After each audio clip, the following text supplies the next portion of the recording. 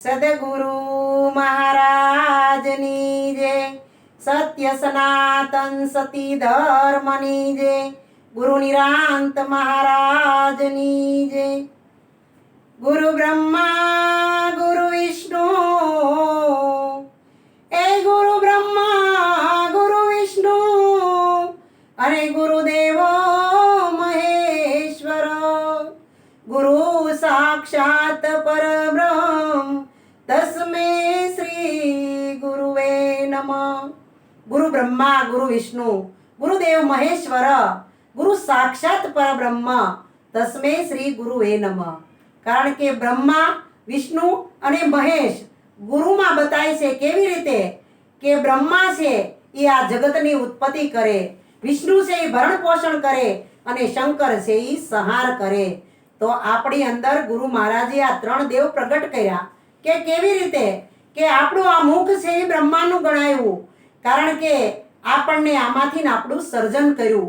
જે આપણે શરીરથી હતા એ ગુરુ મહારાજે આપણને મારી નાખ્યા અને બ્રહ્મ સ્વરૂપ આપી દીધું અને બ્રહ્મા જેવી ઉત્પત્તિ કરી અને પછી કીધું સંહાર કરવો એટલે શું કે આપણી જીવનની અંદર જે નકામા તત્વો હતા એને ગુરુ મહારાજે કાઢીને એનો નાશ કરી નાખ્યો અને વિષ્ણુને એને ભરણ પોષણ કરે. તો આમાં આપણને સદગુરુ જ્ઞાન આપે અને પછી ભણાવે ગણાવે અને સત્સંગ કરે, સમાગમ કરાવે, એટલે એ આપણું ભરણ પોષણ કરે. એટલે ગુરુને બ્રહ્મા વિષ્ણુ મહેશ કીધા. ગુરુ સાક્ષાત પરબ્રહ્મ, કારણ કે બ્રહ્મને ઓળખાવા વાળા એનાથી મોટા હોય એ પરિબ્રહ્મ નારાયણ સદગુરુ પોતે જ છે. એટલે કે એક ગુરુ મળતા ત્રણ દેવ મળી જાય છે, હરિ, ગુરુ અને સંત. તો આવા આપણની અંદર ત્રણ દેવની પ્રાપ્તિ થઈ જાય છે. એટલે ગુરુને બ્રહ્મા વિષ્ણુ મહેશ કીધા. તો નાનક સાહેબ પણ કહે છે કે નામ ખુમારી નાનકા ચઢી રહે દિન રાત. જેને નામની ખુમારી ચડી છે ને એ કોઈ દિવસ ઉતરે નહીં, રાત દિવસ ચડી રહે. આ દુનિયાનો રંગ તો સમય સમયે ઉતરી જાય મારા વાલા, પણ રંગ જો ભગવાનનો ચડ્યો હોય, એના નામનો ચડ્યો હોય અને જેને ચડી જાય ને એને ક્યારેય ઉતરતો નથી, નીત નીત વધતો જાય છે. કારણ કે આ ગુરુ મહારાજનો મહિમા છે ને એ જેમ જેમ વાપરો એમ વધતો જાય. આ કેવું ધન મળ્યું આપણને સદગુરુ તરફથી, અખૂટ ધન મળ્યું છે. કારણ કે ઓલું ભંડારાનું ધન હોય અને આપણા જીવનની અંદર ક્યારેક આપણી પાસે ધંધો ન હોય, જ્યારે વરસાદ ન આવ્યો હોય, ખેતીનું ઉત્પાદન ન થયું હોય, ત્યારે કોઠારમાંથી ભંડારમાંથી ધન ખાઈને વાપરીએ એટલે એ તો ઘટી જાય.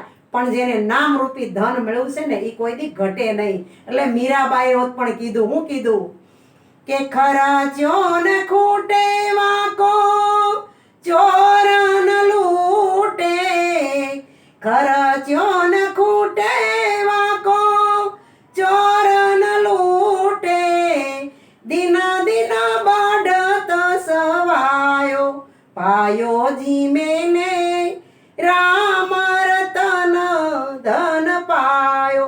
તો આવું સદગુરુ તરફથી ધન મળે. ઓલું તો આપણે કમાઈ ખાઈ લૂંટાઈ એટલે કરી લે અપના કામ, ચલતી બેરિયા રે ન રા સંગ ન ચલે દામ. આપણી હારે એક દામડી આવવાની નથી. સંતો કહે છે કમાવ ખાવ, લોકોની મદદ કરો અને પરમાર્થી જીવન જીવો. કારણ કે આપણે તો હું યાદ રાખવાનું છે કે જ્યારે આપણે આ શરીર છોડીને જાવું ને ત્યારે એક પૈસો આપણી હારે આવશે નહીં. માટે કર્મ કરતા પહેલા વિચાર કરવો, જે જે કરવું તે સત્કર્મ કરવું જોઈએ. આપણે આ ભગવાનની સત્કર્મની પ્રાપ્તિ કરવા જપ ને તપ ને તીર્થ ને જોગ અને આ ક્યાં સુધી કરણીની કૂટણી કરશું. કારણ કે આ સંતો કહે છે જપ તપ તીર્થ જોગ જુગતે કરી લે કાય, અને તીન દેવને 10 અવતારા વાકી ખબર નાય. કારણ કે આ 3 અવતાર 10 અવતાર અને 3 દેવ આપણને એની ખબર પડે નહીં. એટલે સંતો કહે છે કે અબ મન ચેતલે મેરે ભાઈ તૂને ઘડી કી ખબર નાય, કે અબ મન ચેતલે મેરે ભાઈ તૂને ઘડી કી ખબર નાય. માટે સંતો કહે છે કોઈની હારે છેતરપિંડી કર્યા વગર સત્ય અને નીતિથી જીવન જીવો. કારણ કે જેણે અનીતિ કરી છે એને અંત કાળે કાંઈ કામમાં આવતું નથી. મહાભારતની અંદર કર્ણ જોઈએ આપણે, એણે છેત્રી અને ગુરુ પાસેથી વિદ્યા લીધી તો એને અંતે કામમાં આવી નહીં. અને ધૃતરાષ્ટ્રએ છેત્રીને પદ લઈ લીધું, રાજ્ય લઈ લીધું, પણ એને કાંઈ કામમાં આવ્યું નહીં. દુર્યોધને સંપત્તિ છેત્રીને લઈ લીધી. એટલે વસ્તુ, વ્યક્તિ, પદ અને પૈસા અને પ્રતિષ્ઠા ખરા સમયે કોઈને કામમાં આવે નહીં, કારણ કે એ તો વિનાશનું કારણ જ છે. અને જેણે જેણે જગતારે છેતરપિંડી કરી એનો અંતે વિનાશ જ છે. એટલે સંતો કહે છે, કર્મી કી ગઠરી લાદ કે જગ में फिरे इंसान, जैसा करे वैसा भरे विधि का यही विधान. કારણ કે જેવું કરશો કર્મ એવું આપણને ફળ મળશે. એમાં પછી ઇન્સાન કાંઈ કરી શકે નહીં. એટલે કર્મ કરે કિસ્મત બને, જીવન કાળો મર્મ, પાણી તેરે ભાગ્ય में તેરા અપના કર્મ. કારણ કે જેવું કર્મ કરશ એવું જ તારું કિસ્મત બનશે. હવે સંતો કહે છે, પ્રાણી તારા ભાગ્યમાં તેરા અપના કર્મ, બીજા કોઈનું કર્મ. આપણે એમ કહીએ ને, અરે રે ફલાણાએ મને કેટલો દુખી કર્યો, મારી પાસેથી આ લઈ લીધું, મને હેરાન કરી નાખ્યો. પણ સંતો કહે છે તારું જ કર્મ તને નડે, બીજા કોઈનું કર્મ નડતું નથી. એટલે આપણને ઋષિ માર્કુંડ્ય થઈ ગયા. કોણ થઈ ગયા? ઋષિ માર્કુંડ્ય શિવજી વખતમાં. હવે એના ભજનમાં કહી ગયા કે જો તમે આ મહામંત્ર ગુરુ પાસેથી મેળવી લ્યો ને તો તમારે એના પછી બીજું કાંઈ કરવું પડે નહીં. એટલે એને ભજનમાં શું કીધું? એજી ગુરુ મારા મહા મંત્રનો મોટો છે મહિમાય, એ વખાણું બ્રહ્મના ભેદ મારે, જેના ઋષિ મુનિ જપતારે જાપ, એ હરિનો તાચારે વેદ મારે. હું કીધું? એજી ગુરુ મારા મહામંત્રનો મોટો મહિમા. હવે મહામંત્ર કયો? કે નામનો મંત્ર છે ને, ઈ છે મોટામાં મોટો મંત્ર. પણ આમાં ભેદ પડ્યો છે. એટલે સંતો કહે છે આપણને નિજ નામ નક્કી થતું નથી, પરંતુ શિષ્ય જો ગુરુ ચરણમાં સમર્પણ ભાવ કરી દે અને ગુરુના મહામંત્ર આપી દે આપણને, કારણ કે ગુરુ મહારાજ કે તું જે ધારે છે તું નથી, તું તો પરમાત્માનો બંદો છો, તું અલૌકિક તત્વ છો, હું તને મહામંત્ર આપું છું. તો ગુરુ મહારાજ પાસેથી આપણને કયો મંત્ર મળે છે? તો એક ભજનમાં કીધું કે સદગુરુ નામનો મંત્ર મળ્યો એથી, ભજન કરું રાત દાડી, હોજી ભજન કરું રાત દાડી, બાળ તમારા ચરણોમાં ઊભો, સેવા કરવા તમારી જગતમાં, જય હો ગુરુજી તમારી.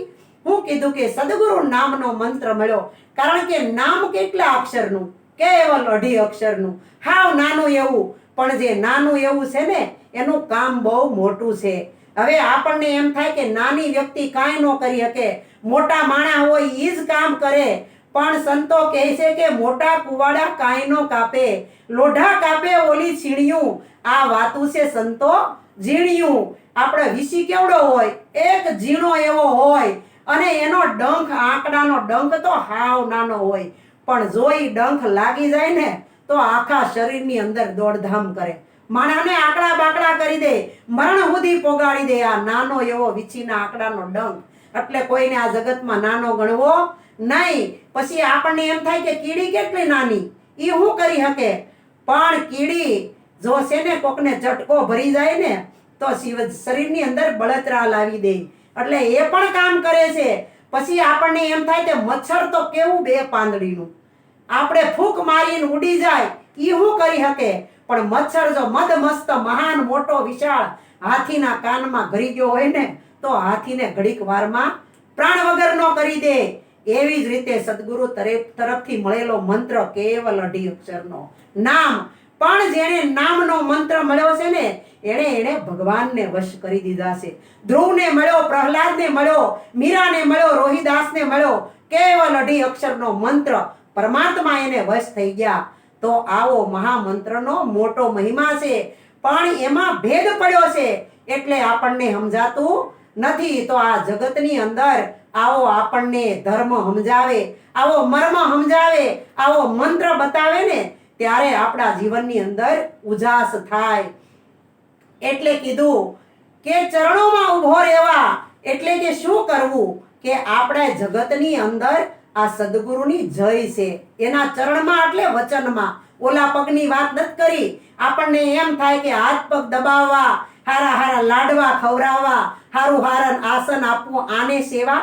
પણ આ સેવાની વાત નથી કરી કે ગુરુ ચરણ એટલે કે ગુરુ તરફથી વચન મળેલું, એ વચનની અંદર આપણે જીવન પર્યંત એની અંદર આપણે આરપાર રહી રેણીમાં રહી અને આ ભેદને આપણે સમજી લેવાની ખરેખર જરૂર છે.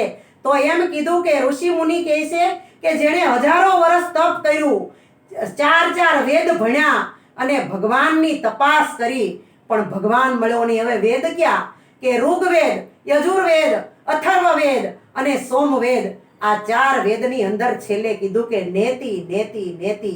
ભગવાન છે એ આનાથી આગળ કાંઈક છે. તો એ ક્યાં છે? તો એ આ 5મો વેદ છે, એ સૂક્ષ્મ વેદ છે. અને એ સૂક્ષ્મ વેદ સંતોના મુખમાં છે. એ લખી શકાય એવો નથી કે વાંચી પણ શકાય એવો નથી. કારણ કે સદગુરુ કહે છે કે લખેલું તો સૌ કોઈ વાંચે, પણ કોરો કાગળ મારા સદગુરુ વાંચે. તો આ બસ એક અનુભવ કરવા જેવું છે અને પછી આનંદ કરવા જેવું છે. એટલે નિરાત બાપુએ કીધું, હું કીધું કે અનુભવી આનો ઉપદેશ સમજો સમજાશે, આવરણ નહીં આવે લેશ, આત્મા ઓળખાશે. અને એક સંત એમ પણ કહી ગયા કે અનુભવ થાય પછી એને શું કરવું? આ જગતના ટોળકામાં રહેવું નહીં, પણ એને એકલા રહેવું. કારણ કે આ ઉપદેશ છે ને એ એકલાનો છે. જો વાલા, કથાઓ હોય ને એ કરોડની હોય, ચર્ચાઓ હોય એ 4ની હોય અને ગોઠડી હોય એ 2ની હોય, પણ અનુભવ તો પોતાનો એકલાનો હોય. એટલે કીધું અનુભવીને એકલા આનંદ મારે ઉરે, ભજવા પારી બ્રહ્મને બીજું કાંઈ નો કેવું રે.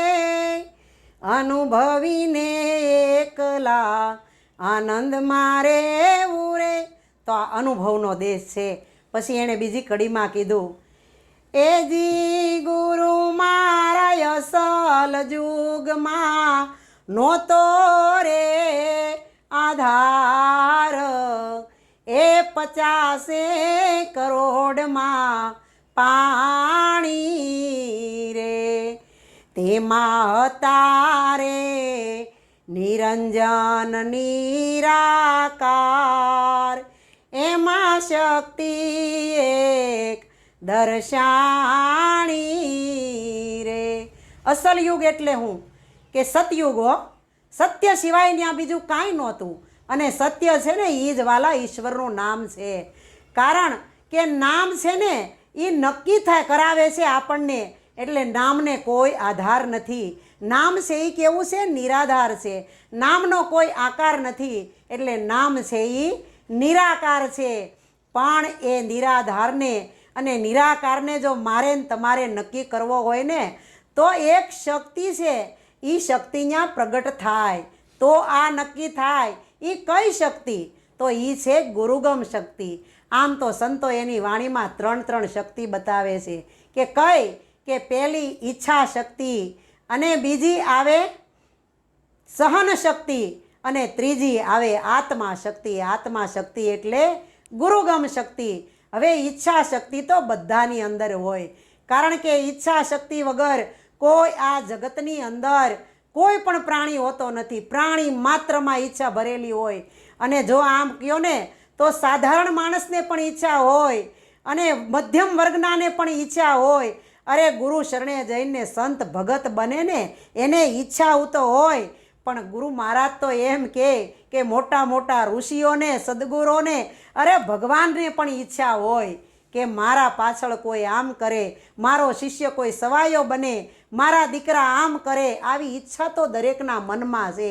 એટલે ઈચ્છા કોઈની મરતી નથી મન મરે માયા મરે મરમર જાય શરીર આશા તૃષ્ણા ન્યા મરે કહે ગયા દાસ કબીર કોઈની ઈચ્છા મરતી નથી ઈચ્છા તો છે જ અને આગળથી હાલી આવે છે ને હજી ઈચ્છા તો રહે જ એટલે જો આપણને આ ગુરુગમ શક્તિ પ્રગટ થાય ને તો ગુરુ મહારાજ આપણને સહન કરવાની શક્તિ આપે શું કરવાનું સહન કરવાની શક્તિ આપે કારણ કે આ વિશ્વની અંદર અત્યારે તમે નજર કરો ને તો સહન શક્તિ બધામાં ખૂબ ઘટે છે સહન શક્તિ એટલી બધી ઘટે છે કે માણાને ખબર છે બધાને કે આ 5 તત્વનો પિંડો છે એક રાખનો ઢગલો છે આની ઉપર ચામડું મઢેલું એટલે સારું લાગે બાકી આને ખોલો તો અંદર કાંઈ નથી કારણ કે બધાયનું તો બધું કામમાં આવે આપણું તો કાંઈ કામમાંય નથી આવતું છતાં કોઈને અહંકાર નથી પણ આપણને અહંકાર કેટલો કારણ કે પશુ કી પનૈયા બને નરકા કુછ ન હોય પણ નર જો ઉત્તમ કરણી કરે ને તો નરથી નારાયણ હોય આપણને સદગુરુ મહારાજ સહન કેવી રીતે કરવું અને મજબૂત કેવી રીતે થવું કારણ કે આગળના બધાએ ભક્તોએ ખૂબ સહન કર્યું હતું હરિશ્ચંદ્ર તારામતી અને જેસલ ને તોરલ શેઠ સગાળશાની સંગાવતી રાણી અને નળ અને દમયંતી લાખા અને લોયણ આ જલારામ બાપા અને વીરબાઈમાં આ પીપા ભગતને એના પત્ની કેટલું સહન કર્યું ખૂબ સહન કર્યું સહન કરે એને ગુરુગમ શક્તિ પ્રગટ થાય અને એને પ્રાપ્ત થાય અને જેને ગુરુગમ શક્તિ પ્રગટ થઈ જાય ને એને પછી ગમે એ વેદ પુરાણ ગમે એ વાંચે એમાં એને તરત ગમ પડવા માંડે પછી ત્રીજી કડીમાં કીધું કે જી ગુરુજી શક્તિએ કીધો સમાગમ એવાનું રીજને વચન દીદારે એવો યુમૈયાને વાધ્યો રે યુમેદ 3 પુરુષ પ્રગટ કીદારે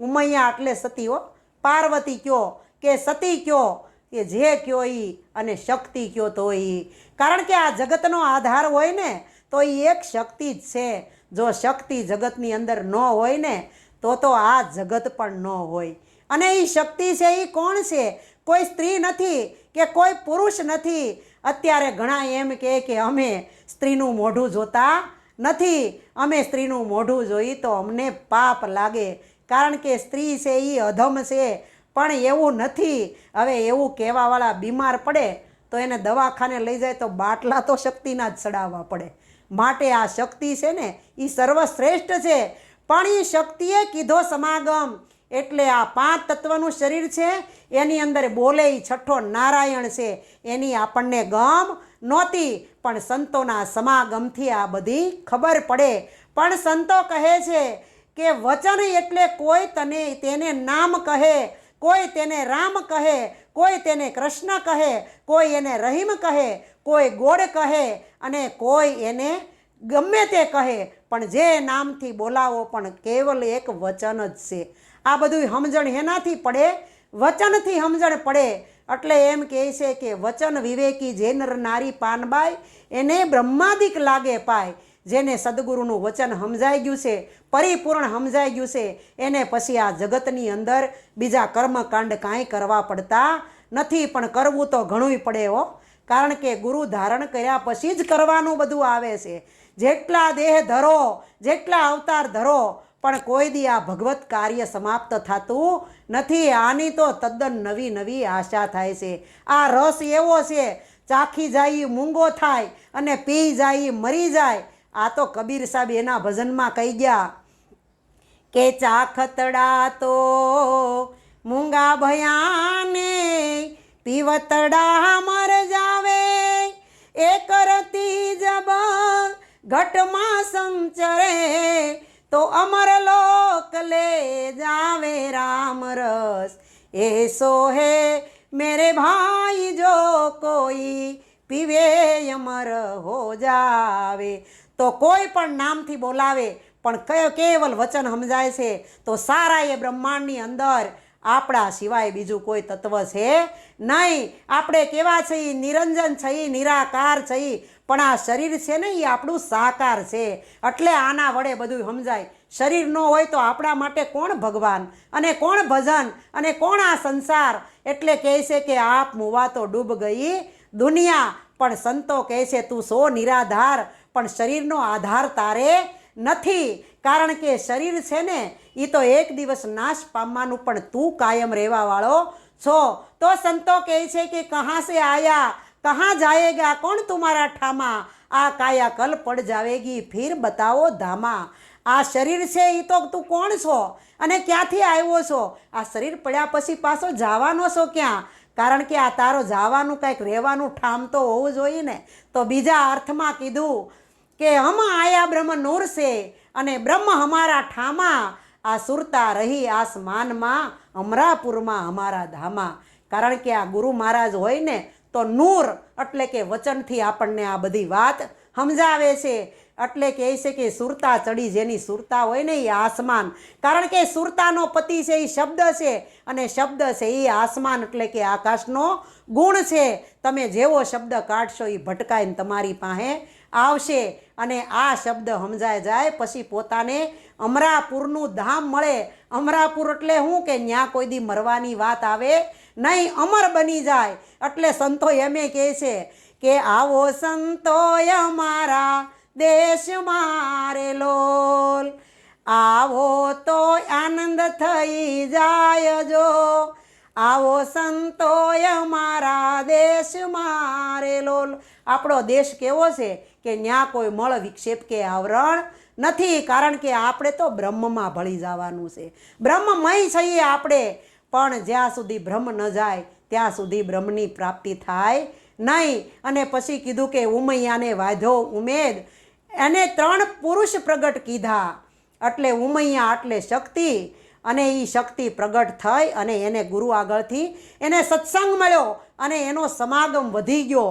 હવે સમાગમ વધ્યો એટલે એને ખબર પડી કે હું કોણ છું અને આ બોલવાવાળો કોણ છે અને ઈશ્વર કોણ છે. આ 3 પુરુષ આની અંદરથી પ્રગટ થાય છે. હશે બીજા કોઈ પણ પુરુષ, પણ આપણને આટલી ખબર છે.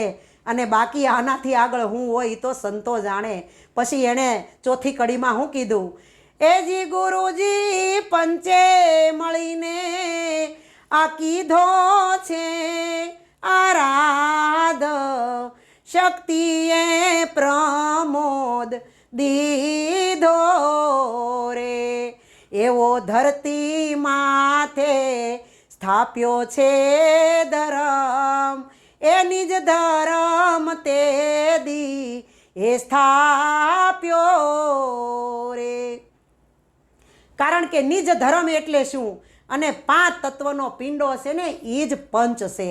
આ પંચે મળી અને ગુરુગમ શક્તિને પ્રમાણ આપ્યું છે. એણે મંત્ર આપ્યો છે આપણને કે આ કાયા રૂપી ધરતીની વાત કરી છે હો, ઓલી ધરતીની વાત નથી કરી. તેમાં ધર્મ એટલે આપણને આપણી ફરજ બતાવી છે કે તારી ફરજમાં તું કોણ છો?